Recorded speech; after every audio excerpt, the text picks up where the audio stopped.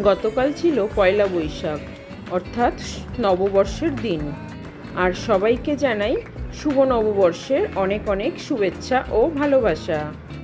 গতকাল বিকালে আমরা চলে গেছিলাম কলেজ স্ট্রিট এই দাদার সঙ্গে দেখা করতে, শুভ নববর্ষের শুভেচ্ছা জানাতে এবং দাদার বার্থডে সেলিব্রেট করার জন্য।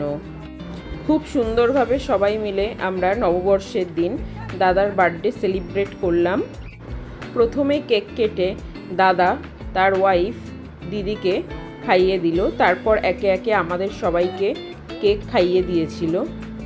এভাবে আমরা সবাই মিলে হই হুল্লোড় করে বার্থডেটা সেলিব্রেট করলাম। তারপর ছিল আমাদের বাড়ি ফেরার পালা। কলেজ স্ট্রিট থেকে বেরিয়ে আমরা শ্যামসুন্দরী মায়ের বাড়ির সামনের রাস্তা থেকেই বাড়ি ফিরছিলাম। সেখানে পৌঁছাতেই দেখি মায়ের মন্দিরে খুব একটা ভিড় নেই, তাই ভেতরে ঢুকে গেছিলাম খুব সহজেই।